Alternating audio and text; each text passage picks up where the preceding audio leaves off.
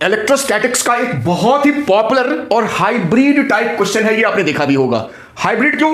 क्योंकि इस क्वेश्चन में क्लास 11th और क्लास 12th दोनों का कंसेप्ट हम यूज करेंगे, फिर जाके ये बनेगा। चलिए पहले क्वेश्चन देखते हैं, फिर सॉल्व करेंगे। कहा क्वेश्चन में दो आपके पॉइंट मासेस कह सकते हो जिसपे चार्ज दोनों पे 10 माइक्रोकुलम, दोनों पे चार्ज 10 है, 10 माइक्रोकुलम 10 माइक्रोकुलम, और दोनों एक स्ट्रिंग से बंधे हैं, लाइट स्ट्रिंग से, जिसका लेंथ 1 मीटर दे रखा है।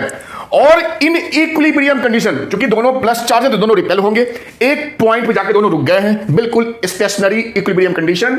और वो जो एंगल हमारा बन रहा है अब इनके बीच में, वो हमारा 60 डिग्री है।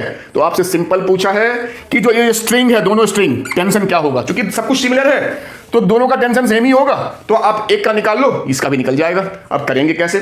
सबसे पहले क्लास 11th में जाते हैं। ये मास है तो इस पे नीचे सबसे पहला फोर्स ले लो mg, खत्म कहानी। टेंशन हमने ले ही रखा इधर, अवे फ्रॉम द मास।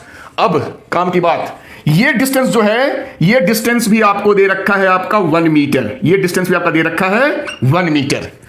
अब चूंकि ये दोनों चार्ज हैं तो ये दोनों पॉजिटिव चार्ज दूसरे को रिपेल करेंगे, तो इस पे जो फोर्स होगा वो इधर को होगा, वैसे इस पे भी होगा, उसकी हम बात ही नहीं कर रहे हैं, उस पे भी उधर को होगा, नीचे इसका भी mg होगा, हम एक की ही बात कर रहे हैं अभी।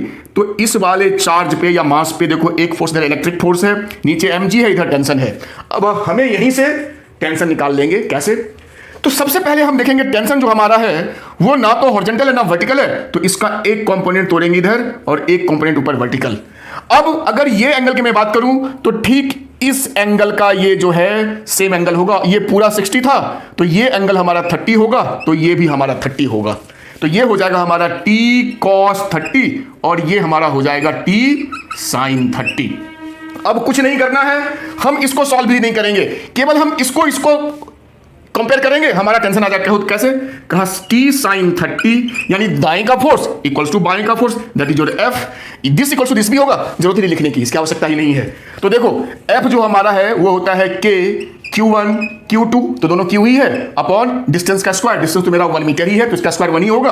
अब इसकी वैल्यू पुट करो तो K होता है 9 × 10⁻⁹, Q है मेरा 10 माइक्रो, तो 10 का स्क्वायर और माइनस ये 12 हो जाएगा माइक्रो का स्क्वायर, नीचे तो 1 ही है, तो ये मेरा हो गया 9 × 10⁻12, ये 2 चला गया तो ये मेरा बचा 10 - 1, तो मेरा F हो गया 9 × 10⁻⁻1 और T मेरा हो गया sin 30, नीचे आएगा तो 1/2 यानी 0.5 लिख सकते हैं, तो ये मेरा हो गया 1/2, इसको 1/2 ही लिखो तो 2 मेरा चला जाएगा ऊपर, तो 9 दूनी 18 × 10⁻⁻1, तो 1.8 न्यूटन आपका टेंशन इतनी आसानी से आ गया।